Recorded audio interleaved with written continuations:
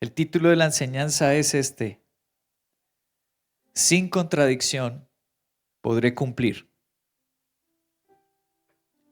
Cuando somos seres humanos en contravía, decimos una cosa y hacemos otra. Pensamos unas cosas, pero luego actuamos diferente. Nunca vamos a ser cumplidores si nos contradecimos. Así que el contradecirnos lastima, pero el aprender hoy sobre la ley de la contradicción nos trae libertad. Vamos a aprender sobre una ley del conocimiento, del pensamiento.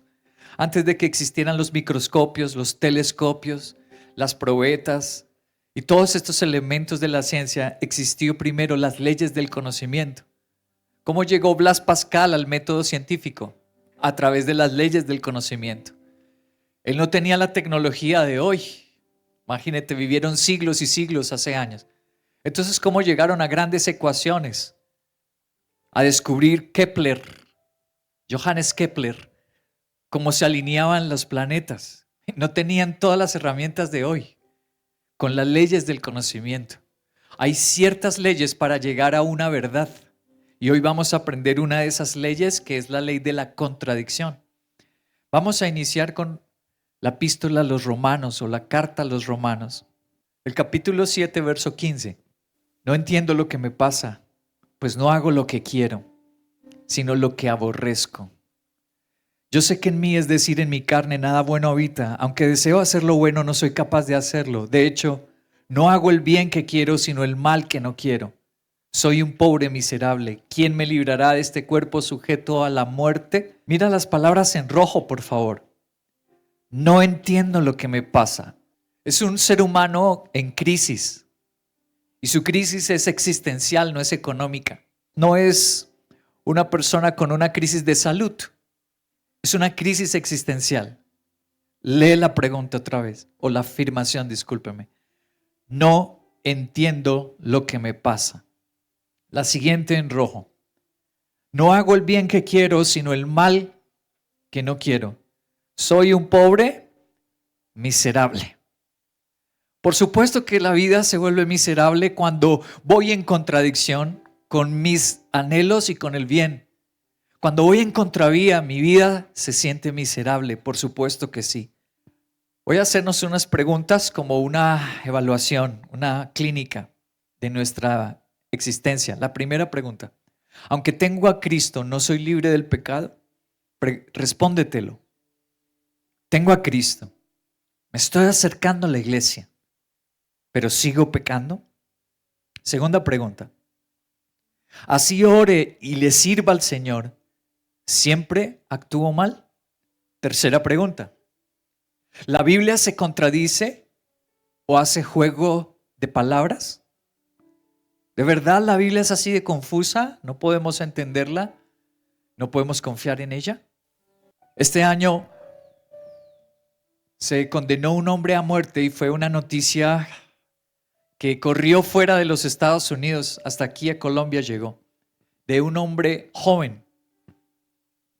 Apenas se acerca a los 20 y tantos años, o tal vez a lo mucho sus 30, y le van a aplicar la pena de muerte en los Estados Unidos, en Texas. ¿Qué pasó? Mira por favor las pantallas. Pena de muerte para Tanner Horner por el asesinato de la niña Athena Strand en noviembre de 2022. Es la condena emitida hoy por el jurado en el condado Wise, al norte de Texas. La sentencia de muerte será enviada automáticamente a la Corte Criminal de Apelaciones de Texas. Horner será trasladado a una prisión en West Livingston, donde están los hombres condenados a la pena de muerte, y su ejecución será en Huntsville. La fecha no ha sido establecida aún. Voy a ir al detalle. En algunos medios de noticias salió al detalle la investigación. Exconductor de FedEx, esa empresa de entregas de transporte, condenado a muerte por matar a una niña de 7 años después de un reparto en su casa en Texas. Los miembros del jurado lloraron al ver el video y escuchar el audio grabado en el interior del camión, después de que Athena, así se llamaba la niña de 7 años, Athena, fuera secuestrada. En las imágenes se podía ver subiendo a la niña al camión. Horner le ordena que se quite la camiseta. La niña comienza a llorar y le pregunta si él es un secuestrador. Ella le pregunta, ¿por qué estás haciendo esto? Él responde, porque eres bonita. Mi mamá me dice que no puedo hacerle eso a nadie, le dice ella, y tú tampoco puedes hacerlo a mí. Y omito seguir leyendo porque nos hace llorar. Es algo bestial, es algo abrumadoramente perverso. Lo entristece uno leer y escuchar esas canalladas. Y uno no puede concluir sino que este hombre estaba imbuido en la pornografía. Porque una mente sana, una mente cabal, ¿cómo se le ocurre hacerle daño a una princesa de 7 años? A una criatura tan indefensa, inocente de tan solo 7 años. Es una mente depravada. Una mente que está totalmente enferma, dañada por la pornografía. A lo mejor empezó viendo simplemente mujeres desnudas, pero luego empezó a ver el acto sexual y finalmente a lo mejor se topó con los niños. Esto no es casualidad.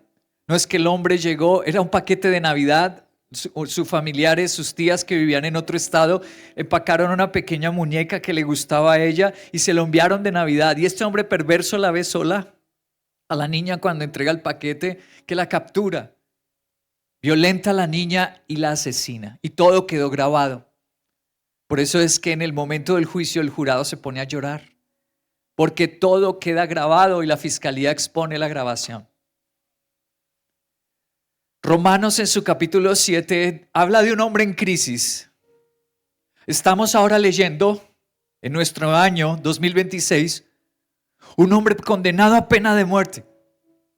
Un hombre que está preso de la pornografía. A lo mejor se levantó en medio del juicio y dijo, yo no quería hacerlo, sino que soy un adicto a la pornografía, a la inmoralidad sexual. Vamos a usar el método socrático, es decir, preguntas, para resolver la enseñanza de hoy. Primera pregunta, ¿es una contradicción que me juzguen si soy esclavo del pecado? ¿Por qué me van a juzgar, pobrecito de mí? Yo estoy atado y no puedo luchar contra esto. ¿Has escuchado gente decir esto? Eso es lo que quiso decir el capítulo 7, miserable de mí, no puedo dejar el pecado, ¿o es una contradicción? Versículo 14 del capítulo 7 de Romanos. Sabemos en efecto que la ley es espiritual, la ley de Dios, pero yo soy meramente humano y estoy vendido como esclavo al pecado. Esa es una verdad, el versículo 14 es una verdad, pero por decir la verdad es lo mismo que ser inocente. Cuando Eva pecó, cuando Eva falla al mandamiento de Dios, y no se satisface con Dios, sino que ella busca otros medios de satisfacción cuando Dios le dijo, yo seré tu satisfacción. Pero el día que quieras otros medios de satisfacción y cojas de ese árbol y empieces a satisfacerte de otras maneras, con otros modelos de vida, con otros conocimientos, ese día mueres. Porque yo soy la vida y si te alejas de mí, hay muerte. Porque la vida soy yo. Eva dice la verdad, fue la serpiente. Pero eso la hizo inocente. Decir la verdad la hizo inocente. Fue mi mamá la que me trató mal. Fue mi papá, fue el pastor el que cometió un error conmigo. ¿Eso te hace inocente? Decir la verdad te hace inocente. Vuelvo a Romanos capítulo 7, versos 5 y 6. Cuando nuestra naturaleza pecaminosa aún nos dominaba, las pasiones pecaminosas que la ley nos despertaba actuaban en los miembros de nuestro cuerpo y dábamos un fruto para muerte. Pero ahora, al morir a lo que nos tenía atados, hemos quedado libres. Mira esas dos frases. Antes era dominado por el pecado, pero dice, hemos quedado libres de la ley a fin de servir a Dios con el nuevo poder que nos da el Espíritu. 3 cosas en rojo que hay que leer. La primera, el pasado. Nos dominaba el pecado. Nos dominaban las pasiones malvadas. Segunda cosa que hay que leer. Cuando acepto a Jesús, Él me hace. Y la tercera frase, con el poder que nos da el Espíritu. Esa frase también es muy importante. un pasado que nos domina, ahora un Salvador que nos hace libres, pero ahora hay un poder. ¡Wow! Voy a explicar esto de manera gráfica. Voy a contarles dos situaciones. La primera, quiero que se fijen en esta imagen. Es una mujer. Les pregunto, ¿esa mujer puede con sus manos y sus fuerzas mover toda esa carga? Ella no puede en su naturaleza, en sus fuerzas no, pero sí tiene un poder. ¿Y cuál es el poder? El cargador. Es lo que Romanos 7 nos está explicando. Voy a la segunda situación. Wow, este es un inmenso barco, no es un pequeño barquito. Ahí se ve pequeño, pero es inmenso. Es un carguero. Es un transatlántico, está moviendo una inmensa carga. Imaginémonos al pequeño hombre que va capitaneando, que va dirigiendo el barco. Él en sus fuerzas, ¿puede cargar todo eso y cruzar el océano? Jamás. Pero ahora cuenta con un poder. ¿Cuál es el poder? De una máquina que transporta esa carga.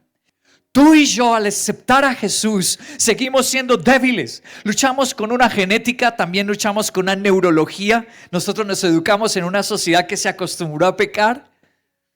Tenemos un cuerpo débil, sometido al pecado, pero ahora contamos con un poder del Espíritu Santo y yo puedo moverlo todo en Él. Muy bien. No ser libres. La Biblia dice que cuando tú no eres cristiano, no eres libre. Como esa mujer no puede sola mover toda esa carga, como ese hombre no puede solo transportar, sea a través del océano con esos containers. Solos no podemos, esa es la verdad. No somos libres. No ser libres es lo mismo que no tener libertad. Ya en un segundo voy a responderles esa pregunta. No ser libres es lo mismo que no tener libertad, porque entonces Tanner Turner no podría ser condenado a la pena de muerte. Si él no fuera responsable, entonces, de haber abusado de la pequeña niña Athena, entonces no podría ser llevado a la cárcel y menos aún aplicársele la pena de muerte. ¿Por qué la ley de los hombres y también la ley de Dios a una persona que no es libre está atado al pecado, es esclavo a la pornografía, a la inmoralidad sexual? ¿Por qué se le juzga? ¿Por qué se le lleva a la prisión? ¿Por qué Dios lo envía a la condenación eterna si es una persona esclava? Tiene unas cadenas. Porque ser libre no es lo mismo que no tener libertad. Voy a recurrir a John Owen. John Owen tal vez es el mejor rector de la Universidad de Oxford que ha existido. Este es uno de los libritos suyos que ha sido traducido al español, muy antiguo, del siglo XVII. Se llama Victoria sobre el pecado y la tentación. Voy a leer página 96.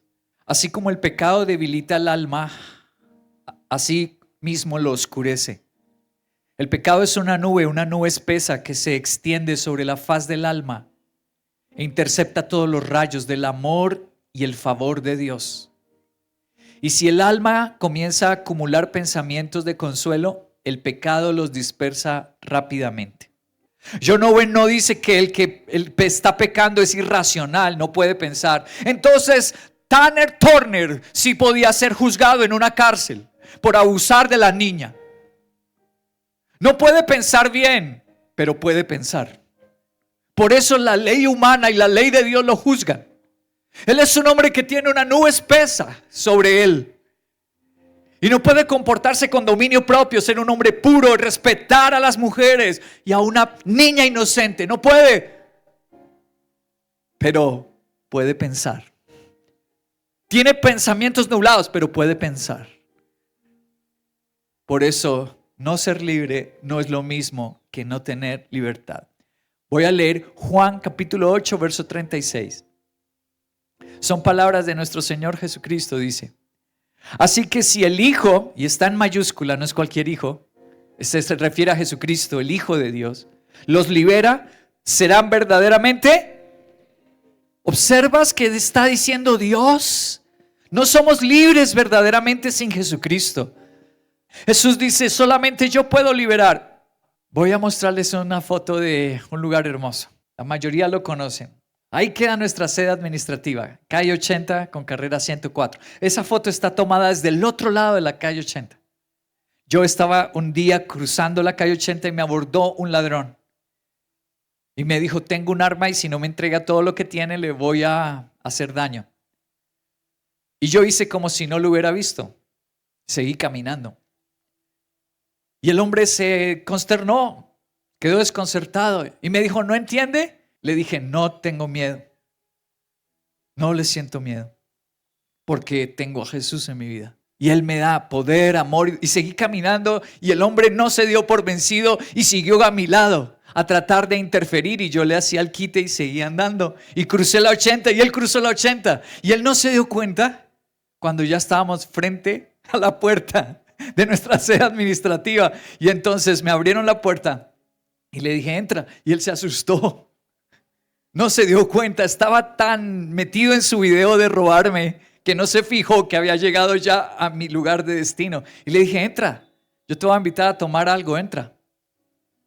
Y me dijo, ¿qué es este lugar? Le dije, no es la cárcel, tranquilo, sigue. Es una iglesia. Y estaban ahí dos jóvenes que empezaron a hablarle de su testimonio, dos jóvenes que antes robaban. Y le hablaron de su testimonio y el muchacho terminó llorando y entregando su vida a Jesús.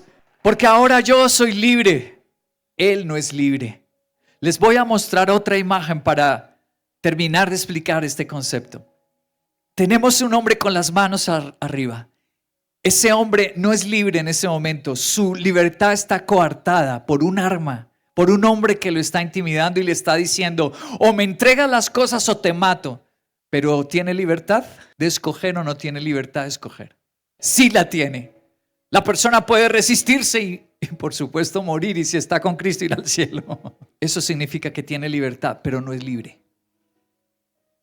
No es libre, está coartada. Esa es la explicación de Romanos en su capítulo 7.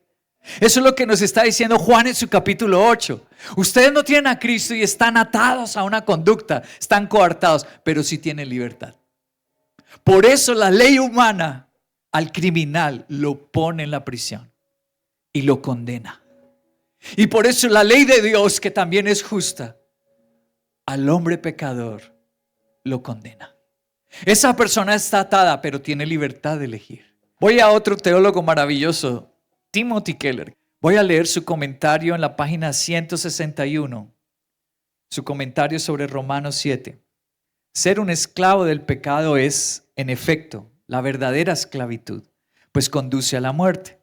Ser un esclavo de Dios conduce a la justicia, al amor, al gozo, a la paz, al dominio propio y a la bondad. Así que el argumento principal de Pablo es este, en Romanos 7.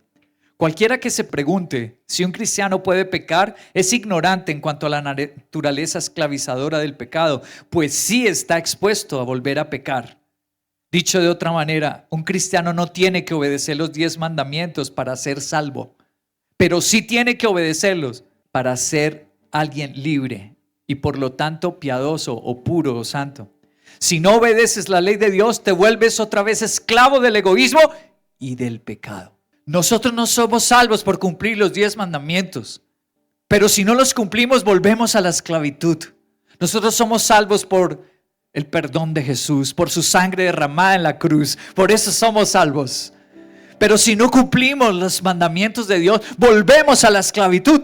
Vamos para la segunda pregunta que nace de los versículos 20 y 21 de Romanos 7. Dice, y si hago lo que no quiero, ya no soy yo quien lo hace, sino el pecado que habita en mí.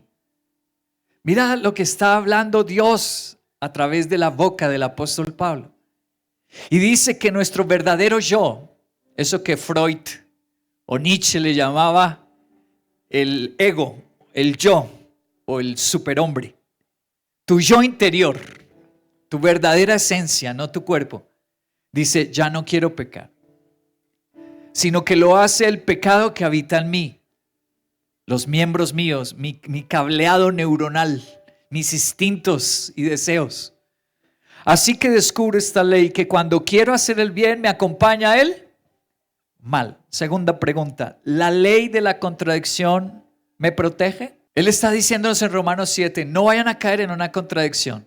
Cristo los perdona, Cristo los hace libres, pero esa compañera no se va a ir. ¿Cuál compañera o compañero? El mal.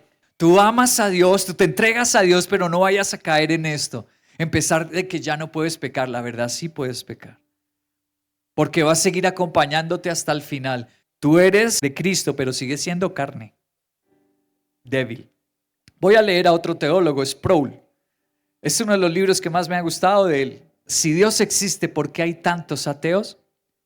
Voy a referirme a la página 29. En la esfera objetiva de la cuestión de si existe Dios o no existe, ambos lados no pueden tener la razón. No puede haber un Dios o dioses, por un lado, y al mismo tiempo no haberlos. Evitar el dolor del desacuerdo, afirmando ambos polos, es violar la ley de la contradicción. La ley de la contradicción dice que A no puede ser A y no ser A al mismo tiempo. Es en la misma relación. Es decir, no puede haber Dios y no haberlo al mismo tiempo y en la misma relación. Decir que Dios existe y que no existe es hablar tonterías. Dice así muy sencillamente. En esto consiste la ley de la contradicción. Dos cosas no pueden ser ciertas al mismo tiempo. No. Que Dios existe y que no exista. No puede ser verdad al mismo tiempo. Y él pone un ejemplo aquí en la siguiente página. Voy a leerlo, vale la pena leerlo. A pesar de que la gente niega intelectualmente la ley de la contradicción. Si la gente sí la niega, estamos en la época del relativismo. Tú puedes ser un gatico y la gente te dice, sí, si se cree que es gato, usted es un gato. A pesar de que no tienes garras, no maullas, no tienes pelo. Pero respétele a la gente que se cree gato. Estamos en la era del relativismo. Vuelvo a leer. A pesar de que la gente niega intelectualmente la validez de la ley de la contradicción, vive su vida cotidiana asumiendo que la ley es válida. El filósofo que niega la validez de la ley de la contradicción en su estudio todavía adopta la ley cuando maneja su auto en un cruce de la autopista. Dice, mira, en la academia, en la letra, todo vale. Pero en la práctica es otra cosa. Una cosa es hablar, decir, y otra cosa es la vida, la realidad. Cuando va cruzando la autopista, ve un camión yendo a mucha velocidad hacia el punto de intersección hacia donde él se dirige. Detiene su auto porque sabe que si hay un camión delante de él, no puede al mismo tiempo no haber camión delante de él. ¿Lo hay o no lo hay? No puede ser relativo. Mientras piensa en su teoría de la no contradicción, pone los frenos de su auto. Por supuesto que existen los relativismos, pero lo existen para, por ejemplo, el paladar. Para ti una cosa puede ser ácida y para otra persona no ser ácida. Para el paladar existe el relativismo. Para lo estético, para ti una cosa puede ser bonita, para otra persona no. El relativismo existe, pero no existe en la realidad de los hechos, ni en las verdades, las leyes verdaderas. No existe el relativismo, sino el absoluto. El pecado nos destruye, esa es la ley de Dios, y la realidad nos lo demuestra. Romanos en su capítulo 11, versículo 22, dice, por lo tanto, considera la bondad y la severidad. No hay términos medios, ¿ves? Dice bondad y severidad de Dios. Severidad hacia los que cayeron y bondad hacia ti. Pero si no te mantienes en su bondad, tú también serás desgajado. Aléjate del pecado, porque si no te mantienes en su bondad, no vas a tener su misericordia y sus bendiciones. John Owen, vuelvo al gran teólogo, rector de la Universidad de Oxford, en su página 106, escribió, ahora que el hombre completo, tanto espiritual y natural, se ha despertado, el pecado agacha su cabeza y no se muestra. Cuando tú te entregas a Jesús, Él dice, ya no es una nube oscura, ahora se agacha y se esconde, como si fuera un muerto, pareciera que se murió en tu vida el pecado. Entonces es como alguien que se ha acercado a un ejército en la noche y ha matado a una persona de alto rango. Al instante los guardias se despiertan, los hombres se levantan, se hace una búsqueda estricta de ese enemigo, el cual se oculta, yace como alguien que está muerto. Mientras tanto, hasta que el ruido y el tumulto hayan terminado, pero con firme resolución para obrar perversamente al tener una oportunidad similar. John Owen lo explica como un hombre que se ha infiltrado en un ejército y mata al comandante. Pero ese hombre se agazapa. John Owen está diciendo, eso es lo que pasa con el pecado. Queda agazapado en nuestras vidas, perdió el poder. Sí, ahora tenemos a Cristo, pero si tú le das oportunidad y te duermes, entonces ese pecado vuelve a atacar, vuelve a hacerte daño. Jesucristo lo explicó así, Mateo 26:41. Voy a leerlo en esta versión muy actual, Nueva Traducción Viviente. Dice: velen y oren para que no cedan ante la tentación, porque su espíritu está dispuesto, su verdadero yo, su hombre interno, pero su cuerpo sigue siendo débil.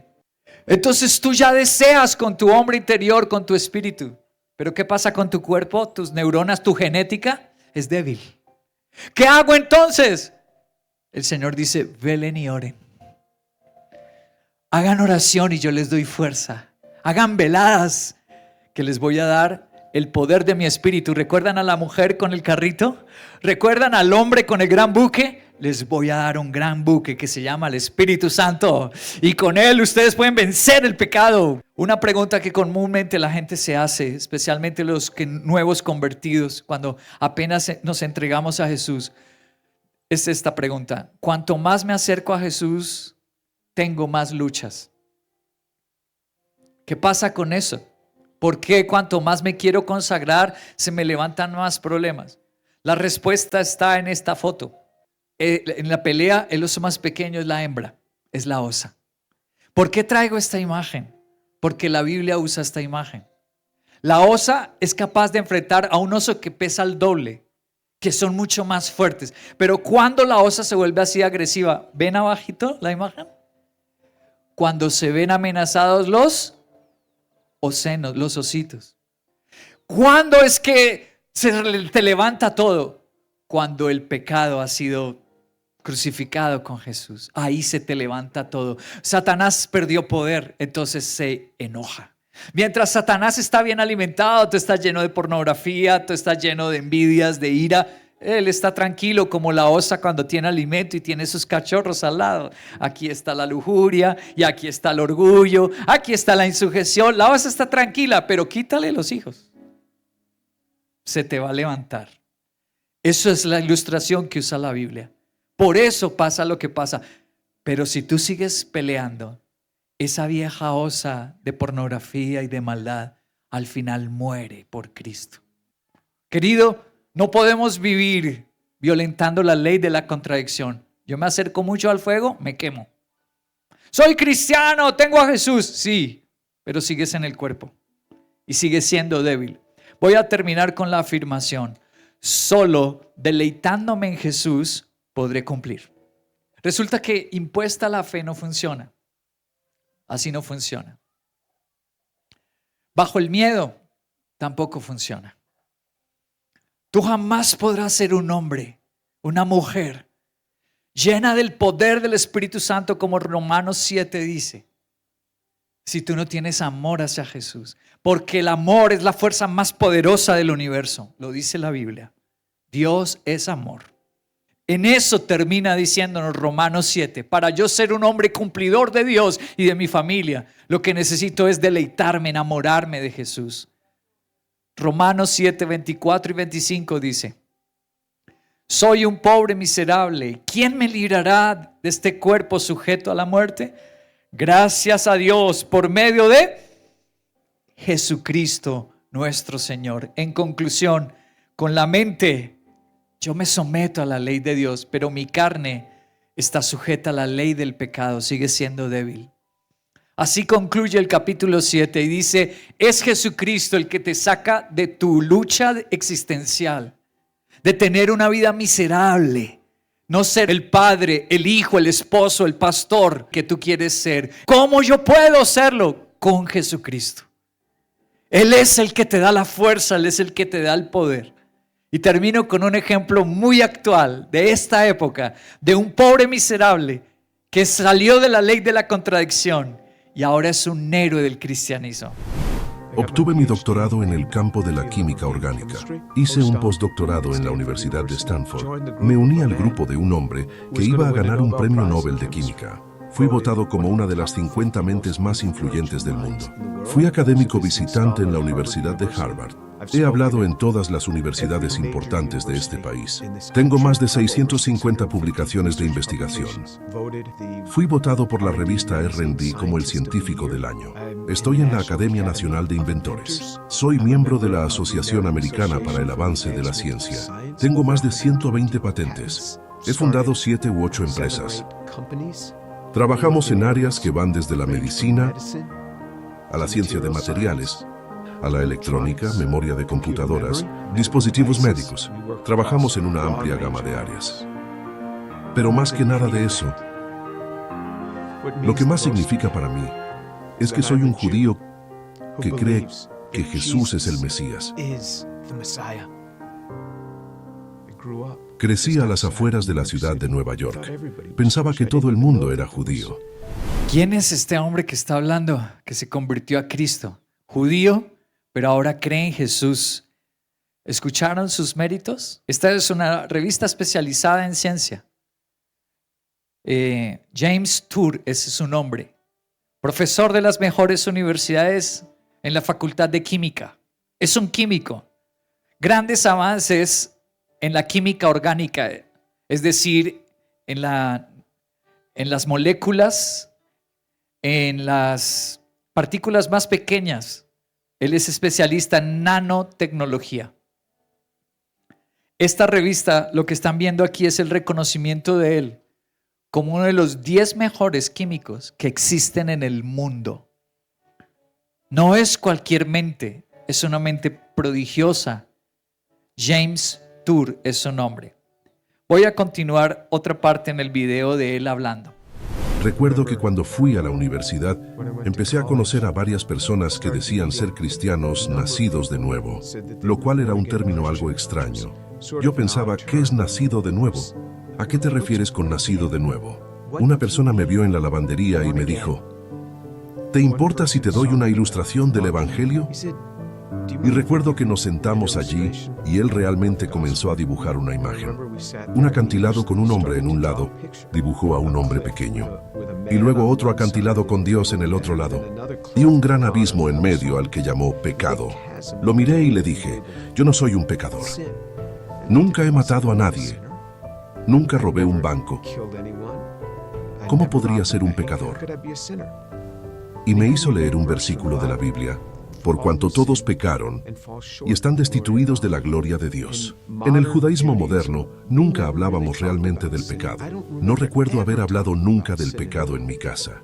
Entonces, él pasó a otro pasaje donde Jesús dijo, yo os digo que cualquiera que mira a una mujer para codiciarla, ya adulteró con ella en su corazón. ¡Pum! Me sentí como si me hubieran dado un puñetazo justo en el pecho. Aquí estaba yo nuevo en la universidad. No pensaba que nadie lo supiera. Yo solía tomar esas revistas y me había vuelto adicto a la pornografía. Era solo a través de esas revistas. Y de repente, algo escrito en la Biblia por alguien que vivió hace 2000 años me estaba exponiendo. E inmediatamente me sentí convencido, y en ese momento me di cuenta de que era un pecador. Cuando leí en las Escrituras lo que es el pecado, supe que era un pecador. ¿Cómo iba a llegar a Dios? Estamos entonces observando una de las mentes más poderosas del mundo. Y está diciendo, yo nunca robé un banco. Yo jamás maté a nadie, no soy pecador. Pero este compañero de su universidad le leyó, ¿has mirado a una mujer para codiciarla? Y esta mente que era tan prodigiosa, que es tan prodigiosa, reconoce, soy adicto a la pornografía. ¡Wow! Lo golpeó tan fuerte. Estoy separado de Dios, soy un pornógrafo. ¿Qué tengo que hacer? Vamos a la última parte del video. Comencé a darme cuenta de lo judío que es el Nuevo Testamento. El Nuevo Testamento es tan judío. Todo gira en torno al pueblo judío. Y luego el 7 de noviembre de 1977, Estaba solo en mi habitación. La comprensión de que Yeshua es quien murió en la cruz. Y dije, Señor, soy un pecador. Por favor, perdóname. Ven a mi vida. Y entonces, de repente, alguien estaba en mi habitación. Abrí los ojos. Estaba de rodillas. Abrí los ojos. ¿Quién está en mi habitación? Ese hombre, Jesucristo, estaba de pie en mi habitación. Esta asombrosa sensación de Dios. Jesús estaba en mi habitación y no tenía miedo. Todo lo que empecé a hacer fue simplemente llorar. La presencia era tan gloriosa porque Él estaba allí, en mi habitación, ese día. Y no quería levantarme. Y esta asombrosa sensación de perdón simplemente comenzó a venir sobre mí. Ese era Él. Un hombre que fue educado en el judaísmo, hizo todo el proceso para ser un judío, su familia judía, lo rechazaron cuando se convirtió a Jesús, tuvo que irse de la casa, porque en el judaísmo le enseñan que Jesús fue un hereje, un blasfemo, porque Jesús dijo que era Dios. Y para los judíos ningún hombre puede ser Dios. Al final de su vida, su mamá, que es una intelectual también, leyendo la Biblia, se convirtió y dijo, me di cuenta, leyendo el Tanakh es todo el Antiguo Testamento, la ley más los profetas y los libros proverbiales. Ella se convirtió a Jesús y dijo, me di cuenta que tu Jesús es el Mesías. Este hombre vence la pornografía, este hombre es el científico nominado al premio Nobel. ¡Wow! En ciencias. ¡Wow! ¿Cómo logró este hombre? Y dice, porque un día en mi habitación le pedí perdón a Jesús por mis pecados. Y le dije, entra en mi vida. Y se me apareció en la habitación Jesús. Y esta es la bomba con la que quiero terminar. Miren la foto. Es una foto suya. Esto pasó el año pasado, en septiembre del año pasado. Lo invitaron a Harvard, al doctor James Tour, a dar una conferencia a la gran universidad de Harvard. Y así fue el titular. El conocido científico James Tour se arrodilla y ora en plena clase en Harvard. El hombre rompió el protocolo, estaba dando una conferencia de química y rompió el protocolo y hace esto, y esa foto es real. Es él arrodillado ahí en la universidad. Voy a leer. Durante el encuentro académico en Harvard, presentó la fe como respuesta lógica ante los datos. Cuando ves la evidencia de la resurrección, actúa según la medida de fe que tengas. 50% de fe, 25 o 10% de fe. Ora y actúa con base en eso. Instó a los estudiantes. De rodillas, Tour dirigió esa plegaria pública. Delante de todo el mundo se arrodilló y esta fue la oración. Abba. Abba, que es una palabra hebrea judía que traducida al español es papito. Abba, mi padre, oro por estos jóvenes para que repitan conmigo. Señor, gracias por morir por mí que soy pecador. Creo, pero ayuda a mi incredulidad. Jesús es el Señor y resucitó. Lléname de tu Espíritu Santo y déjame vivir para ti. Amén. El video fue publicado en sus redes sociales y se viralizó rápidamente. Al final se dirigió una vez más a los alumnos, ofreciéndoles a responder sus dudas e inquietudes al respecto. Iba a ser un Tanner Turner, iba a ser violador de mujeres. ¡Wow! Iba a ser un promiscuo. Y ahora es el científico nominado al premio Nobel y no le da pena en medio de la Universidad de Harvard arrodillarse y orar a Jesús. Quiero animarles a seguir predicando en las universidades porque allá hay jóvenes atados con la pornografía. Y si yo no le predico, puede ser un Tanner Turner. Pero si les predico, puede ser un James Tour. Si soy cristiano, vivo en oración, así sea en la universidad. Soy cristiano, velo y oro. No que porque soy cristiano y al mismo tiempo pecado. No, Señor, no más contradicciones. Si soy cristiano, vivo la fe cristiana.